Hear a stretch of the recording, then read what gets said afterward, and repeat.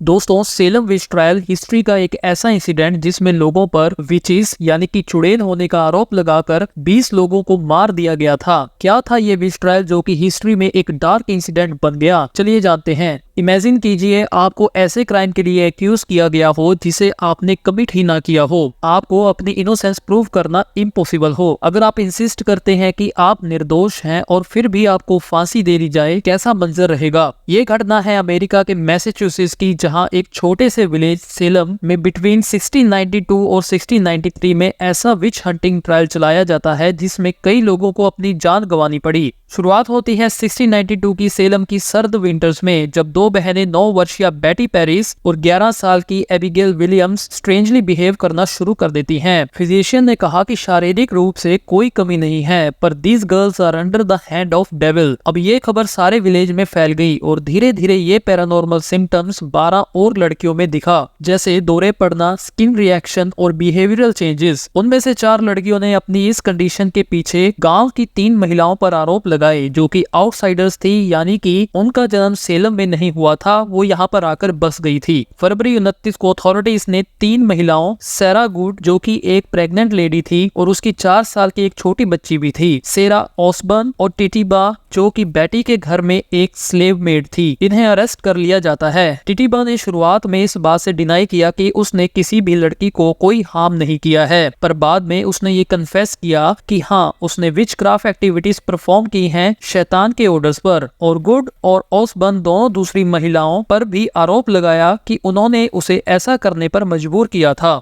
हालांकि ऑसबर्न और गुड्स ने साफ इनकार किया कि उन्होंने कोई विचक्राफ्ट नहीं किया है। फिर भी अथॉरिटीज ने इन्हें जेल में रखा। प्रिजन में ऑसबर्न की डेथ हो जाती है और गुड का हस्बैंड अपनी ही वाइफ के खिलाफ कोर्ट में गवाही देता है कि उसकी पत्नी विच थी या फिर वो बनने वाली थी। गुड्स की 4 वर्षीय डॉटर को भी प्रिजन में रखा गया और आखिरकार बच्ची ने भी अपनी माँ के खिलाफ ही गवाही दी। इस दौरान गुड्स ने अपने दूसरे बच्चे को जन्म दिया, पर दुर्भाग्यवश उस नवजात शिशु की भी डेथ हो गई और उसके बाद गुड्स को दोषी करार देकर उसे फांसी से लटका दिया गया। टिटिबा को मई तक जेल में रखा गया और फिर रिलीज कर दिया गया। इन 3 वुमन का इंसिडेंट अभी विच हंटिंग की शुरुआत ही थी। इसके बाद कई लोगों ने एक दूसरे पर ही आरोप लगाने शुरू कर दिए ताकि वो अपने आप को विच होने के शक से बचा सकें। यहाँ तक कि अथॉरिटीज ने एक आरोपी विच को ये भी कहा कि अगर तुमने कन्फेस नहीं किया कि तुम विच हो, तुम्हें फांसी दे दी जाएगी, और अगर कन्फेस कर लिया तो छोड़ दिया जाएगा। जिससे ये साफ था कि अथॉरिटी सिर्फ विचिस के नाम पर लोगों को एक्यूज कर रही थी ताकि उन्हें चर्च से कन्फेशन करनी पड़े, माफी मांगे और दोबारा विचक्राफ्ट करने की हिम्मत ना हो सके। इस टाइम के दौरान कोर्ट सभी तरह के ड्यूबियस एविडेंसेस एक्सेप्ट कर रहा था। ड्यूबियस एविडेंस वो होते हैं जो कि अनकम्प्लीट, नॉट कम्प्लीटली ऑनेस्ट और अनट्रू होते हैं। इन कोर्ट्स में इन एविडेंसेस को नाम दिया गया स्पेक्ट्रल एविडेंस। इनमें शो किया गया कि कैसे लड़कियों को इनविजिबल एंटिटीज या फिर भूत अपने वश में करते थे। अब दोस्तों, पुराने टाइम में ज्यूरी मेंबर्स हुआ करते थे।